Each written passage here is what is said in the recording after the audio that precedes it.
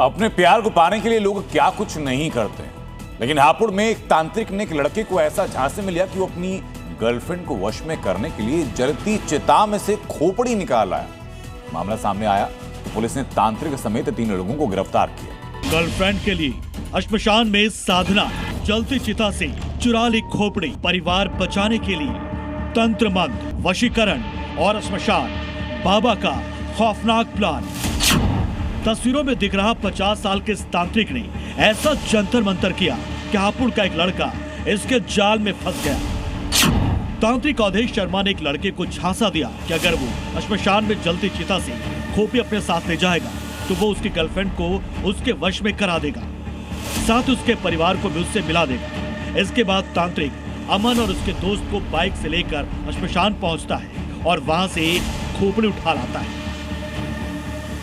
बाबा ने मुझसे कही थी, नो मैं तेरे घर की परेशानी दूर कर दूंगा और तेरे प्रेमिका को मिला दूंगा, इसलिए बाबा के झांसे में हम आ गए हैं। इस मामले का खुलासा तब हुआ जब हापुड़ के एक परिवार ने शिकायत की थी कि उनके बेटे की मौत के बाद परिवार ने लोदीपुर श्मशान घाट में उसका अंतिम संस्कार किया था, लेकिन जब परिवार वहां से लौट कर आया तो कुछ लोग श्मशान पहुंचे और चिता से उनके बेटे की खोपड़ी और उसकी हड्डियां उठाकर ले गए।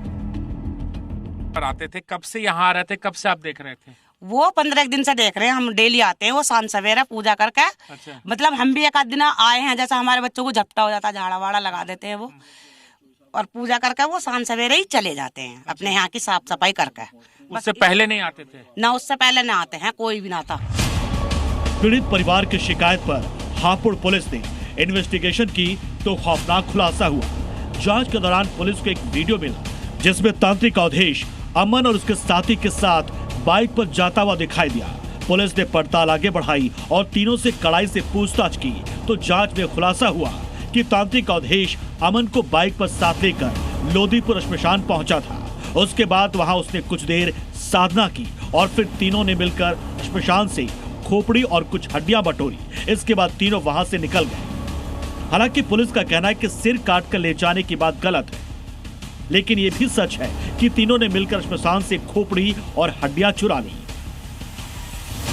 इस पूरे मामले में जब हापुड़ पुलिस पूछताछ की तो पता चला कि अवधेश शर्मा जो तांत्रिक है वो कई जो शमशान है वहां से खोपड़ियां चोरी करता था। उसके घर से कई लड़कियों और लोगों के 50 से ज़्यादा तस्वीरें बरामद की गई है और उससे लगातार पूछताछ की जा रही है। लेकिन सबसे बड़ी बात है कि इसी गांव के रहने वाले एक 16 साल के लड़के की जब मौत हुई, मौत के बाद परिवार वाले जब यहाँ पर चिता जलाए, चिता जलाने के बाद जब दूसरे दिन वो हड्डियां चुनने के लिए आए थे, फूल चुनने के लिए आए, तो पता चला कि पहले ही किसी ने वहां से जो हड्डियां हैं और जो खोपड़ी का हिस्सा है वो लेकर यहां से गायब हो गया।